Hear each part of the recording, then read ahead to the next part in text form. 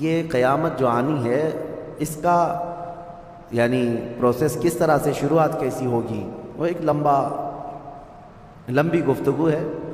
مختصراً عرض کرتا ہوں کہ آیات حضور اکرم صلی اللہ تعالیٰ علیہ وسلم کی احادیث میں جو نشانیاں بیان کی گئی ہیں اس اعتبار سے قیامت کے قریب بڑی بڑی نشانیاں آئیں گی۔ دجال آئے گا، دابۃ الارض آئے گا، یاجوج ماجوج نکلیں گے، پھر اس کے بعد سورج پچھم سے نکلے گا۔ یہ سب بڑی بڑی نشانیاں ہیں۔ حضرت عیسیٰ علیہ السلام کا نزول اس سے پہلے، یہ سب ہو جانے کے بعد پھر روئے زمین پر سے مسلمان ختم ہو جائیں گے۔ پھر ایک وقت آئے گا کہ جب سب لوگ اپنے اپنے کاموں میں مصروف ہوں گے، کوئی کسی کو پڑی نہ ہوگی، اور پھر دنیا میں سب اپنے اپنے کاموں میں اس طرح سے مصروف ہوں گے، کوئی کپڑا کاٹ رہا ہے، کوئی دودھ دوہ رہا ہے، کوئی کھیتی باڑی میں ہل چلا رہا ہے۔ اللہ تعالیٰ قرآن میں فرماتا ہے کہ تم دیکھو گے ان زلزلۃ الساعۃ شیء عظیم یوم ترونها تذهل كل مرضعۃ عما ارضعت وتضع كل ذات حمل حملها۔ اچانک ایک سور کی آواز آئے گی، وہی سور آج ہم نے تلاوت میں پڑھا ہے۔ اسرافیل علیہ السلام اللہ کے ایک فرشتے ہیں، ایک باجے کی شکل کی چیز وہ لے کر کھڑے ہیں، وہ بجانا شروع کریں گے۔ شروع میں دھیمی دھیمی آواز آئے گی اور یہ آواز بڑھتی چلی جائے گی یہاں تک کہ یہ آواز اتنی سخت ہو جائے گی کہ جو جہاں تھا وہیں کھڑا رہ جائے گا۔ کپڑا کاٹ رہا تھا اس کے ہاتھ سے کینچی گر گئی، جو کھیتی باڑی کر رہا تھا، ہل چلا رہا تھا، وہ وہیں کا وہیں رک جائے گا۔ دودھ دوہنے والا اس کا ہاتھ ویسے ہی رہ جائے گا، یہاں تک کہ حاملہ عورتوں کے پیٹ سے بچہ نکل کر گر جائے گا، جو عورتیں حمل سے ہوں گی۔ اور اس کے بعد پھر ایسی غشی، پھر سب پر موت طاری ہوگی اور زلزلے آئیں گے اور پوری زمین کو ہلا کر کے ختم کر دیا جائے گا۔ یہ قیامت ہے، یہ قیامت ہے۔ سور پھونکنے پر سارے انسان جتنے روئے زمین پر ہیں سب کے سب ختم ہو جائیں گے۔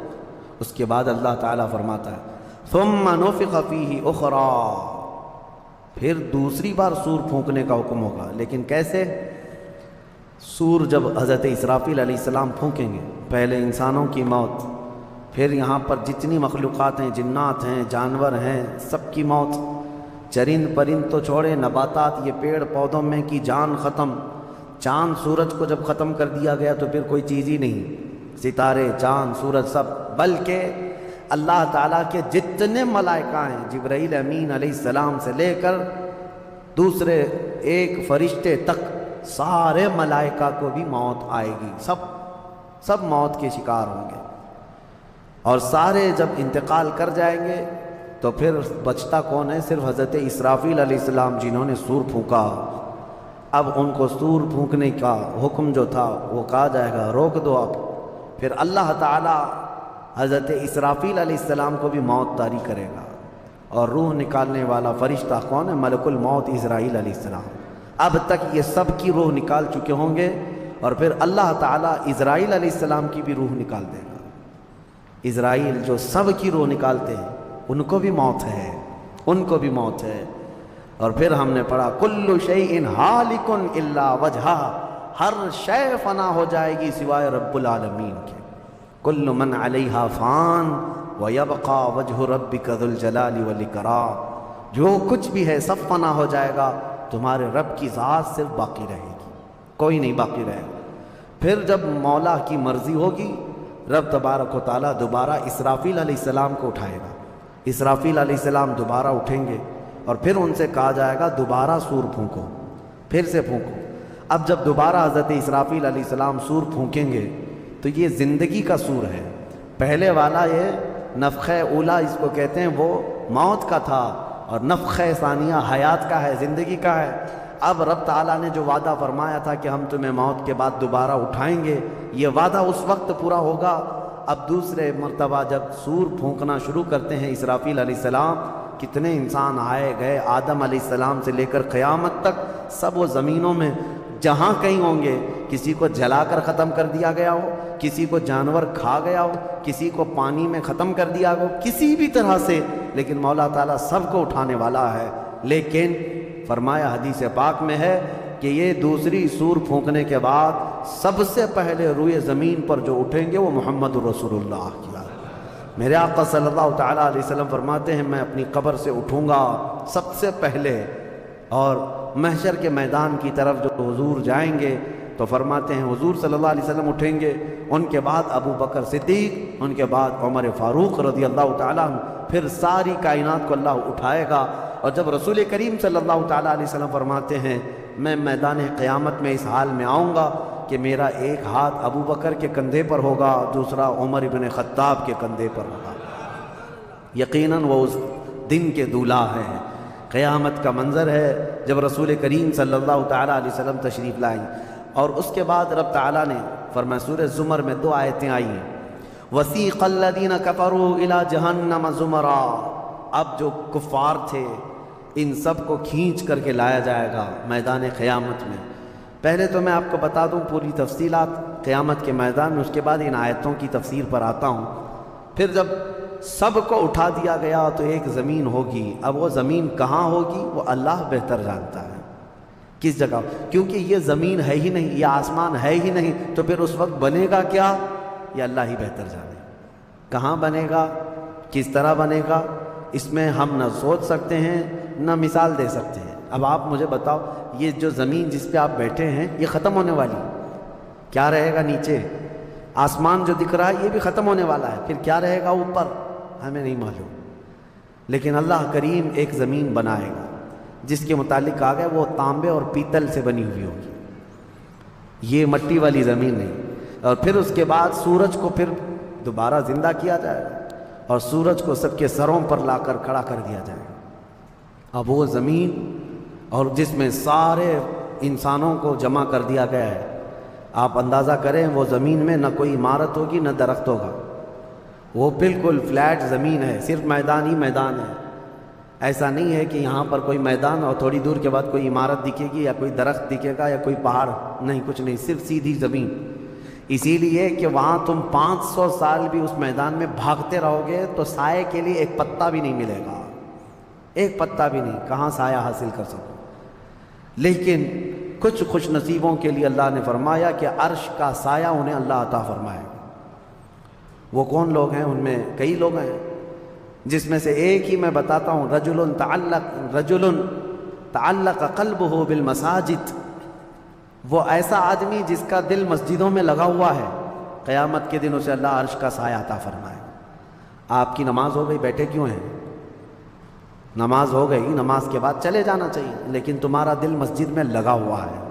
انہی لوگوں کی فضیلت میں ہے جب قیامت کے دن کوئی سایہ نہ ہوگا، ان لوگوں کے لیے اللہ عرش کا سایہ عطا کرے گا۔ اب یہ جو سارے لوگ جمع ہوں گے، کسی کو کچھ پتہ نہیں کہ ہونا کیا ہے، کسی کو نہیں پتہ کہ کیا ہونا ہے، نفسا نفسی کا عالم ہے اور سب ایک دوسرے کو تک رہے ہیں۔ اب یہی مسئلہ ہے کہ سارے لوگ وہاں پہ، کفار بھی ہوں گے، مشرکین بھی ہوں گے، جتنی امتیں پہلے آئی تھی وہ بھی ہیں، انبیاء بھی ہیں، اولیاء بھی ہیں، صلحاء بھی ہیں، صحابہ بھی ہیں، علماء بھی ہیں، سب ہیں، لیکن کسی کو کچھ سوچتا نہیں کہ کیا کیا جائے۔ یہی بے خبری سے پوری مخلوق جو ہے انبیاء کے پاس جاتی ہے۔ انبیاء میں سب سے پہلے ابو البشر سیدنا آدم علیہ السلام سے کہتے ہیں سارے لوگ، آپ تو ہم سب کے باپ ہیں، ہمارے لیے اللہ کی بارگاہ میں سفارش کریں کہ کچھ ہمارے متعلق کیا حکم ہے وہ پتہ چل جائے، ہمیں کہاں جانا ہے، جنت میں یا دوزخ میں، یہ ابھی پتہ چل جائے، حساب بھی نہیں شروع ہو رہا ہے۔ تو آدم علیہ السلام نے فرمایا، وہ فرمائیں گے کہ اے لوگو جاؤ، اس لیے کہ مجھے ڈر ہے اللہ کریم کی بارگاہ میں نے جنت میں وہ ممنوع شجر کا جو پھل کھا لیا تھا، مجھے آج بھی اس کا احساس ہے کہ کہیں رب تبارک و تعالیٰ مجھے اس پر عتاب نہ فرما دے، جاؤ کسی اور کے پاس۔ جتنے نبیوں کے پاس یہ قوم جاتی تھی وہ انبیاء کرام ہی کہتے آج ہمیں خوف ہے اللہ کریم کی بارگاہ میں، وہ قہار ہے، وہ جبار ہے۔ اور میں نے آج ایک آیت یہ بھی پڑھی ہے سورہ مومن میں، اللہ نے فرمایا لمن الملک اليوم، اس دن یہ آواز آئے گی آج کی بادشاہت کس کی ہے، آج کی بادشاہت کس کی ہے؟ پھر اللہ خود فرمائے گا للہ الواحد القہار، ایک قہر کرنے والے خدا کی آج بادشاہت ہے۔ اس دن صرف اس کی سلطنت ہوگی، صرف اس کی حکومت ہے۔ انبیاء، ملائکہ سب ڈرے ہوئے ہیں، پتہ نہیں برسوں یہ قوم گھومتی رہے گی مخلوق۔ عیسیٰ علیہ السلام فرمائیں گے کہ اے لوگو جاؤ محمد الرسول اللہ کے پاس، آج وہ تمہاری سنیں گے اور اللہ ان کی سنے گا۔ پوری مخلوق جب نبی کریم صلی اللہ علیہ وسلم کے پاس آتی ہے تو نبی پاک صلی اللہ تعالیٰ علیہ وسلم فرماتے ہیں ہاں میں اسی کے انتظار میں ہوں۔ پھر حضور صلی اللہ علیہ وسلم سجدے میں گرتے ہیں اور اللہ کو منانے لگتے ہیں کہ مولا ہے تو تیرے بندے، تو حساب تو شروع فرما۔ اس کو کہتے ہیں شفاعت کبریٰ۔ یہ کیا ہے؟ شفاعت کبریٰ، بڑی شفاعت۔ یہ سب کے لیے، کافروں کے لیے، مشرکوں کے لیے، سب کے لیے۔ یعنی حضور کی پہلی شفاعت کس کام کی تھی؟ کہ اللہ حساب تو شروع کرے۔ یہ شفاعت کبریٰ ہے، حساب شروع کرے مولا تعالیٰ ساری انسانیت کے لیے۔ حضور جب سجدے میں گرتے ہیں اللہ کریم فرماتا ہے ارفع رأسک یا محمد۔ حضور نے یہ فرمایا ہے کہ اس دن میں سجدے میں ایسی ثنا اور ایسی حمد بیان کروں گا اللہ کی جو آج تک کسی نے نہیں بیان کی ہوگی، اور اسی دن مجھے اللہ وہ تلقین بھی فرمائے گا۔ اور جب حضور ثنا کر رہے ہوں گے اللہ فرماتا ہے ارفع رأسک یا محمد، اے محمد صلی اللہ علیہ وسلم اپنا سر اٹھائیے، آپ مانگیے آپ کو دیا جائے گا، آپ پوچھئے آپ کو جواب دیا جائے گا۔ یہ پہلا سوال ہے اللہ کی بارگاہ میں قیامت کے دن، اور پہلا جواب ہے، باقی کسی بندے کو کوئی جواب نہیں تھا۔ اللہ کی بارگاہ میں حضور نے جب یہ عرض کیا تو رب تعالیٰ فرماتا ہے ملائکہ کو جس کی ڈیوٹی تھی، جس کا کام تھا کہ میدان قیامت میں میزان عمل لگا دیا جائے، حساب و کتاب ہوں، سب کے نامہ اعمال ان کے ہاتھوں میں دیے جائیں، سب کو پڑھنے کا حکم دیا جائے۔ اب حساب کا آرڈر آ گیا، حکم آ گیا، تو لوگ تھوڑی راحت کی سانس لیتے ہیں کہ چلو حساب شروع ہونے والا ہے، لیکن ابھی اتنا آسان نہیں ہے، اتنا آسان نہیں۔ اب فرشتے لا رہے ہیں سب کے اعمال نامے۔